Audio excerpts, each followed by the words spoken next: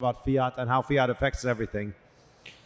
It's really one of the most disconcerting realizations of just how much damage it has done to our world and how different our world would be without it.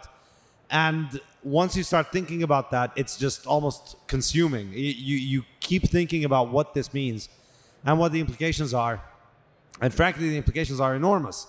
So I've always had this idea in my mind of trying to think about what the world would have looked like without fiat. And because, you know, in economics, a big part of economics is to think about the counterfactual. When you're making a choice in economics, in human action, you don't get to do a choice in a lab setting, in isolation. Everything has an opportunity cost. Time is ticking. Life is irreversible, and time just keeps moving on. And so therefore, you're always thinking about what might have been, what could have been, and you need to always think about it. And once you start conceptualizing the concept of opportunity cost and what could have been and the alternatives in your mind, that's when you start thinking properly in the economic sense. And so thinking about the question of fiat from that perspective inevitably leads you to think about what the world could have looked like. So it's a hypothetical? Yes, it's Bitcoin at $1 each or $1 trillion each. It's all it's all baloney on their balance sheet. Ultimately, they've got the money printer, and as long as the money printer works, then they don't need assets.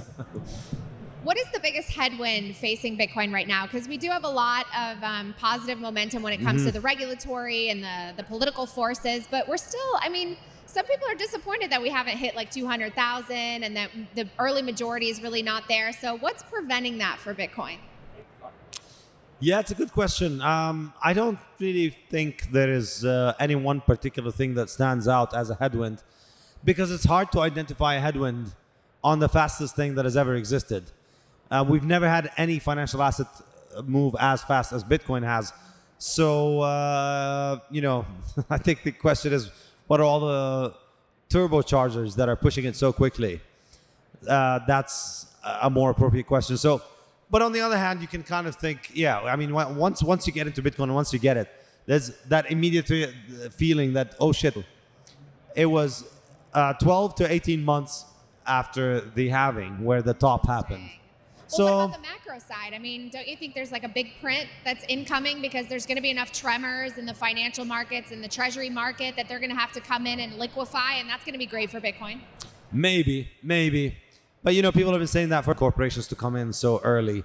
I would have expected if you were to ask me, say, 7, 8, 9 years ago, what I would expect for the year 2025, I would say I probably would have expected a lot more broad grassroots adoption, more and more random, normal people in the US and Venezuela and Lebanon and China and Germany and all over the world buying small amounts of Bitcoin and stacking over time, and not enough or not a lot of banks, finance, Wall Street, these things. I would have expected it to be that way, but it seems to have gone the other way. We're getting the concentrated adoption where, you know, large money is buying in quantities. People like Sailor, corporations, banks, BlackRock. It's not obvious which one would be the best measure for this. But in a sense, I don't honestly think it matters. So the question of will Bitcoin be more unequal or not, it's difficult to answer it because it could be more unequal in the sense that there's a small little 0.1% who control an enormous chunk of the Bitcoin. But outside of that 0.1%, the rest of society might be more similar and or less unequal, let's say, and of a similar income profile, better than in fiat. So which one is more unequal in this regard if you just ignore the 0.1%, if you include it? So it's difficult to estimate something like this. It's difficult to predict it. But even if we were able to predict it, it's difficult to compare those two different distributions of income to be able to come up with which one would be more equal or unequal. And for me, ultimately, it doesn't really matter because I don't think this is an infinite choice that you don't have. And so you'll always be miserable. On the other hand, if you are happy with what you have, if you're able to focus on what you have and making the most of what you have, you could get an empty box and you'll be very happy with all the toys that you can make out of it. That's an interesting way to put it. Okay. One of the things I'm grateful to you for teaching me is actually the fact that we don't need an inflationary monetary supply, that really any amount of money will do as long as it's divisible. Can you touch on that just a little bit? Because I even recently had Judy Shelton on the show, and one of the things that was hard for her about Bitcoin is that absolute finite scarcity. And she kind of compared it to dividing was like issuing more shares of stock, and I was like, no, no, no, no, no. So it's one thing, it's unique. Mises calls it a sui generis good. It's a good unlike others. There's no good like money. With every other good, you derive some benefit, some utility from the good itself in whichever form or shape it takes. Whereas with money, the good itself, its physical manifestation, is almost immaterial to its ability to fulfill its function. What matters is its ability to, is its purchasing power, how much you can exchange it for. So money is something that you acquire for exchange. It's a medium of exchange. You acquire it for only so that you can exchange it. So therefore, what matters is how you exchange it and how much you can exchange it for. And so therefore, you don't need to increase the quantity of money. You can just increase the purchasing power of the existing money for meeting the demand for money, for more goods, for more people. So any quantity of money can be enough because you can always just, that happened with gold. The reason that silver maintained a monetary role was because in small denominations, you couldn't really cut gold into very small, fine pieces. And silver had usually a value that was about a 12th to a 15th of gold's value.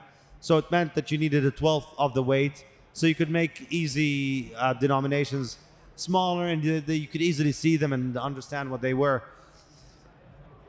But then after gold took over, part of the reason why gold was centralized was because it, for smaller denominations, you needed papers or fiat coins, essentially coins that were made out of cheap metals that were redeemable for precious metals. So essentially, part of the reason why we ended up with using money substitutes rather than money is because of the inability of gold. These are going to be worth less and less. So when Satoshis hit a penny, there's still, it's not going to be a problem. But when Satoshis hit a dime, maybe by the time they hit a dime, even that won't be a problem. But maybe when a Satoshi hits $1, then yeah, that's going to be a problem at that point. So then, I've heard different things from different people, so I don't really know.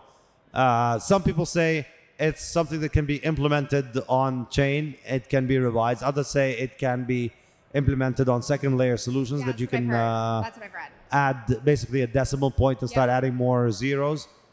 I do not know, but by the time we get to one Satoshi is $1, I'm going to be ready to confront such a question. All right, my last question for you is, what is maybe a dream that Bitcoin has allowed you to have come true? Well, I mean,